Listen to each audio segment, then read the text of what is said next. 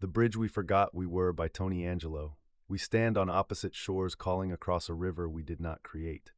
The water carries our fears, our headlines, our histories, our wounds.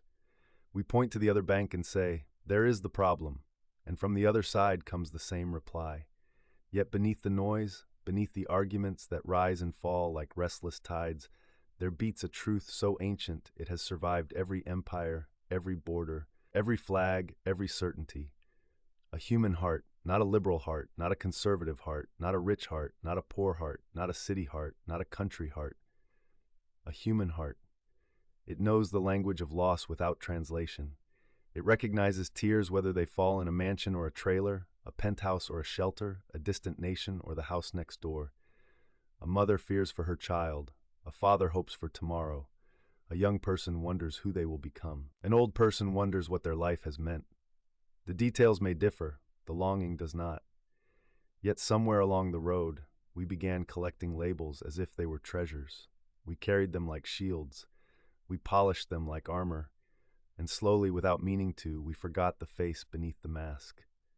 We became experts at defending positions and beginners at understanding people.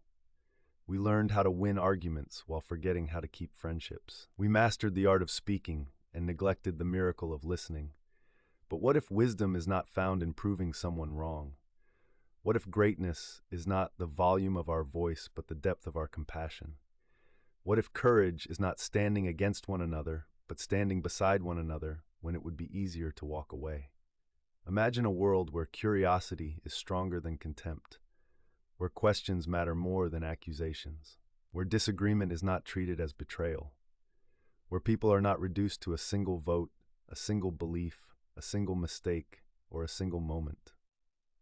Imagine looking at another person and asking not, "How are you different from me?" but "What have you carried that I cannot see?" For every stranger is a library unopened, every face is a story unfinished, every life contains chapters of joy and grief that no headline could ever summarize. The farmer and the teacher, the mechanic and the professor, the immigrant and the native born, the believer and the skeptic, the dreamer and the doubter. Each carries pieces of a puzzle too vast for any one mind to complete alone. And perhaps that is the secret. Perhaps humanity was never meant to be a chorus of identical voices. Perhaps we were meant to be different instruments playing toward the same song. The violin does not become the drum does not become the flute. Yet together, they create something neither could achieve alone. What if our differences are not the cracks in civilization, but the colors in its stained glass? What if diversity of thought is not a threat to truth, but one of the ways truth reveals its many dimensions? The stars themselves do not shine from one place. The forest does not grow from one tree. The ocean is not made of one drop, and humanity has never advanced because everyone agreed. It has advanced because people learned to disagree without forgetting they belong to one another. The future is waiting, not for perfect people, not for perfect ideologies, not for perfect answers. It waits for those willing to build bridges instead of walls, tables instead of trenches, conversations instead of condemnations. It waits for those brave enough to see humanity before ideology, dignity before division, and possibility before fear. So let us become bridge builders. Let us become listeners. Let us become gardeners of understanding in a world overgrown with assumptions.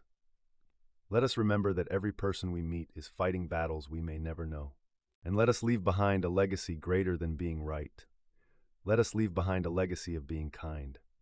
For long after the arguments fade, long after the slogans disappear, long after today's certainty becomes tomorrow's question, one thing will remain: the hand extended, the burden shared, the wound healed, the hope given, the dignity recognized, the love offered.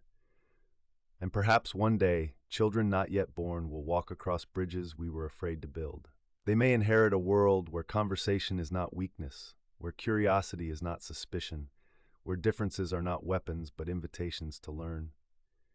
They may never know how fiercely we argued, how stubbornly we defended our separate corners of the shore. They may never hear the echoes of today's divisions. Instead, they may hear laughter crossing the bridge. They may see neighbors sharing stories. They may watch strangers become friends. And perhaps they will believe the bridge had always been there, They may never realize it was built plank by plank, through acts of patience, moments of courage, and choices to understand when it would have been easier to condemn. But we will know. We will know that every conversation opened a doorway, every kindness laid a stone, every act of listening strengthened the foundation, every moment of grace extended the span. And because ordinary people chose understanding over suspicion, dialogue over contempt, and hope over fear, the bridge remained, standing across generations, stretching farther than any argument, carrying farther than any victory, a testament not to who was right, but to who was willing to reach. And in the quiet light of that future, as new footsteps cross paths where old divisions once stood, humanity may finally remember what the river had been saying all along. We were never meant to conquer one another. We were meant to discover one another. And in that discovery, to find not enemies, not rivals, not strangers, but fellow travelers crossing the same bridge home.